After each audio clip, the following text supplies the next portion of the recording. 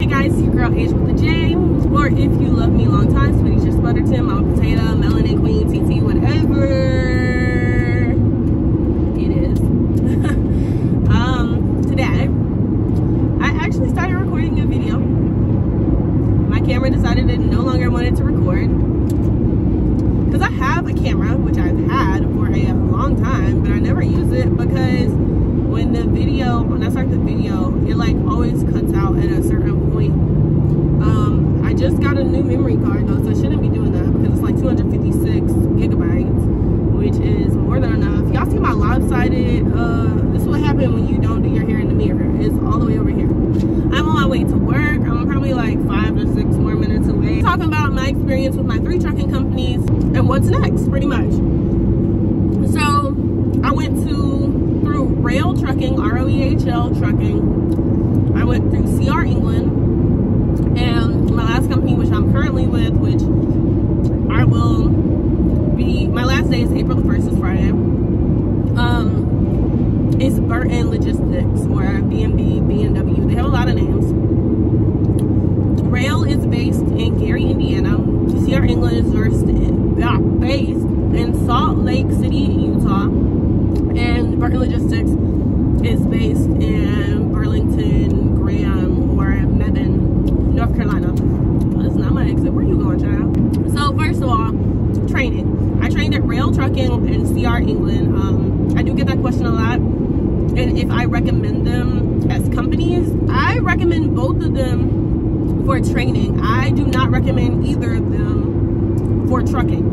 For my personal experiences. That is up to you 1000%. You need to do your research because you are going to be the one in contracts and or situations. With Roehl and CR England, there is a 1 year or 100,000 miles commitment if you go through their training program. With that being said, clearly I'm not either one of those companies. So if you leave, you owe them that money back. Baby, let me tell you something about credit. I do not care. It will fall off in 7 years. That's all I got for you. So the first company I ever went to was Roehl Trucking in February of 2021, last year. So technically I have been driving for over a year, but I was not licensed until May/June of 2021. So I went to Roehl Trucking first. I flew myself out. They do not cover flights. They will reimburse you though, I believe. That's if you get hired on, I think. So I did not get hired on because I failed my test twice with parallel backing, which was not anything to do with my trainers. I had great trainers. I just think that there was a lot of self-doubt in me. I was very nervous and things of that nature. That's where I learned how to drive a manual transmission truck, which I loved, and I really wish I had the mental capacity to do all of that when I was there, but I didn't, so it is what it is. So I failed my test twice, both on parallel backing. Pre-trip was fine, I could drive and everything like that, but parallel backing. So after that, I took 2 months off, and I worked a regular job, and I was like, I can't do this, my feet hurt, I'm tired, no thank you, I can't do this. So then I found CR England was a company that would let me come to them. Some of the major differences are lodging. Roehl has bunks, but it's for drivers that are like wanting to take their 34s there. Not for the students. The students were automatically put into hotels and were shuttled over. With CR England, they have rooms like at their school, and they have people that were in hotels because they have so many people. Like their training program is huge, ginormous, huge. Like they have trainers on trainers on trainers. Like baby, like when I tell you, like CR England, you will not really have a lack of trainer in my experience. You have to put yourself out there though, because it's kind of like after day 3 or 4, when your initial trainer instructs you how to do it stuff and stuff like that, it's on you to go sign up to do backing. It's on you to go out to do pre-trip. The only thing that's like mandated really is drive time. Drive time, you'll switch with your group, and it's like every other day, I think, something like that. And then if you need additional time before your test, the day before your test, you're automatically put into all three, I believe, for additional time, and then additional backing, additional drive time, all of that, so you can get your last refresh before your test. I really enjoyed both schools, honestly. I was training for flatbed in Gary, Indiana, which was Roehl, and then I just did drive-in with CR England. CR England, yeah. So I was there for a lot longer than I was supposed to be. I was only supposed to be there for, I believe their program is 2 weeks. Yep, it's 2 weeks. I tested positive for their rapid COVID, and then they were like, if you test negative for the culture that we send out to the lab, we'll let you come back. My lab tested negative, so it was most likely just, you know, a false rapid, but they did not let me come back. So me and my roommate, which they put in another room, so I was then by myself, had to quarantine for 2 weeks. After the 2-week quarantine, we were allowed to go back, and we did our 2 weeks. And then we both passed on our first tries, so we were sent back. Well, she lives in Colorado. I live in North Carolina. I was sent back to the East Coast because my account was on the East Coast. I had a dedicated route when I was with them. I had a dedicated route with them, so I would only carry one line of stuff like paper products for a company called Georgia Pacific. And I was always on the East Coast, so I was supposed to be home like every week, every 2 weeks, something like that. I don't remember that much, but well, I don't remember the contract that much, really. But so when I got by myself, well, no, actually the issue started in Salt Lake, but those were like, all right, we're past that, right? Everything's gonna be fine. No, that is not what happened. So then, after, I'm trying to think. Okay, so when I got back to Salt Lake, my trainer, Tiffany, I love her. She's great. We still keep in contact now. We'll stay on the phone for hours and hours. My fault, because I talk a lot. She is not that talkative. I mean, she will, but she don't. So, man, if the sun was hitting me, this would be some great lighting for a video, but it's not. So I was supposed to be with her for like a certain amount of hours, which should have been able to be done in 14 to 15 days. So again, 2 weeks. I ended up being with her for a month to a month and a half because they had us sitting and stuff like that, which is fine because she's getting paid miles and trainer pay and stuff like that. I'm only getting paid by the day. So if we're sitting for 2 days, I'm only getting paid like $300 because I'm only getting paid like $110, $120 a day for training. So I was pretty much over it during training, but I wasn't willing to go to another company and have to retrain was my thing. I didn't want to have to train again. So I was like, I'm gonna wait to the end of my training. So I did. I made it to the end of my training. I drove with the company for approximately 1 month. You stupid. I drove with the company for approximately 1 month. My first 2 weeks were good. After the 2 weeks, it began to spiral. So that's why I'm saying, you know, do your own research, make your decisions based on your findings. I would never go back to CR England, and my trainer wants me to come back because they've upped the pay and stuff like that, and I refuse. I would never in my life subject myself to that bull crap again. So the first 2 weeks were fine. I went from Georgia to Salt Lake back to Pennsylvania. So those two checks were great. When I got on my fleet, where I was actually supposed to be at, not only did the GPS always go out, so I was always lost, I would constantly be stranded places. The communication wasn't good. Like, it was just one thing after another.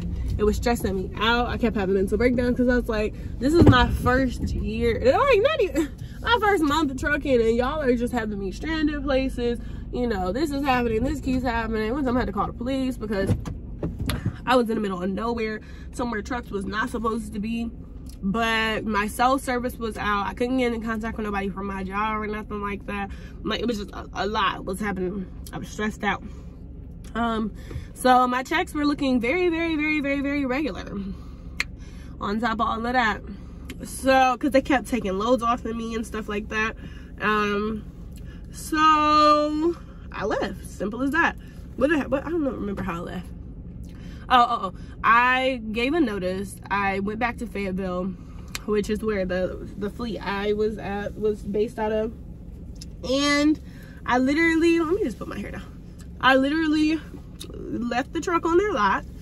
I took all my stuff out and I pieced out like a Girl Scout. After I left CR England, I don't know if I came directly here or not. I think I came directly here after I left CR England. I might have actually been there for a little bit over a month, honestly. But when I left, I can't remember straight away if I came to this company or not, but I think I did. So the company I'm with currently, which has been the best one out of the 3, but I still don't think I feel like it should be better, is Burton Logistics, which is where I currently work. Which actually, it's my second time working here.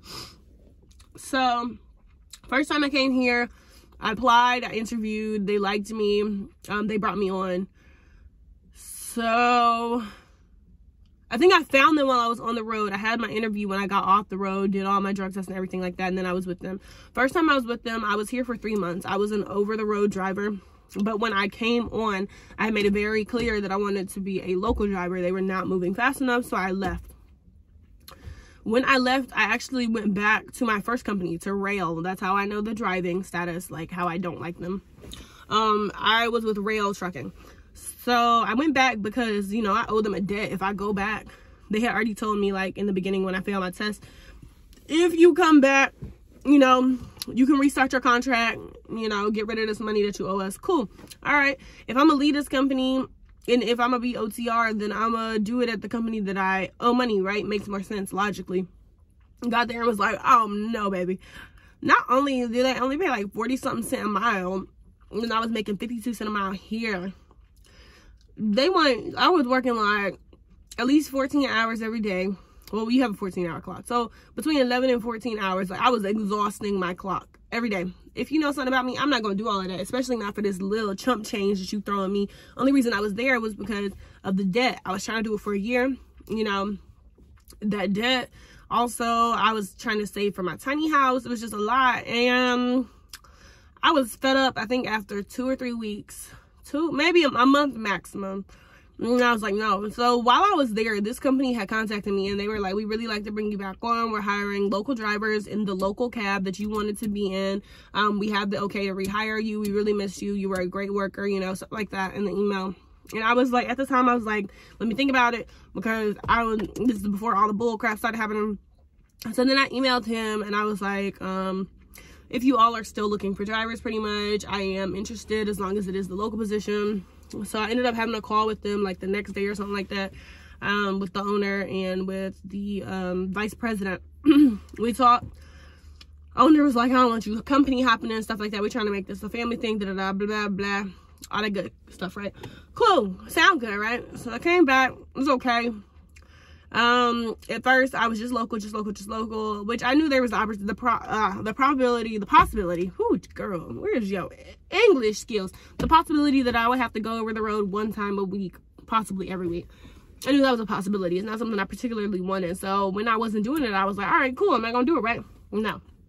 So about, I think it was last month, so maybe like 2 or 3 months in of me just being over the road, and they were like, we need you to take this. And I was like, which I did it. But then I'm trying to think, I was with somebody else, so we were able to get back in 1 day. It was just a really long day, which was fine. Then they had me do one by myself, so I couldn't get back, but I tried to get back. I got back to North Carolina. I crossed the border, but then when I tell you I did not sleep that night at all, like I was in that truck up the entire night. I was like, I can't do this no more. So luckily, my dispatcher, she's been keeping me off the road, but the cost of living is going up. I live 30 minutes away from where I work. Not only was I already thinking like I need a raise because well, not even just the cost of living, that's a big one, but because I'm driving 30 minutes every day, so the gas is just flying out my car. It's like somebody is siphoning into the air at this point. But it's like $21 an hour really is not much for a truck driver, in my opinion. With everything that we do, especially local drivers, we do a lot. Like, I'm just like, that's not enough.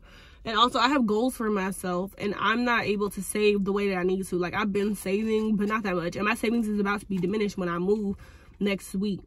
Which, stay tuned, you guys. We're going to have a little travel vloggy vlog. I'm getting the sun a little bit. Look at this. Look at how not dusty I look. But anyway, so I need to go to work. But honestly, it'll be fine because I'm going to South Carolina. They be dragging their feet, so I'm going to drag mine with them. So, where were we? CR England, here. Okay, so then I had left Roehl, came back here, which I might have some pesos. I might throw them up here and just let y'all see, like, how horrible it was for me personally as a truck driver. Like, as a truck driver, I feel like you should, if you're not making at least $900 to a band a week, and I mean straight out of school, you're not getting paid enough.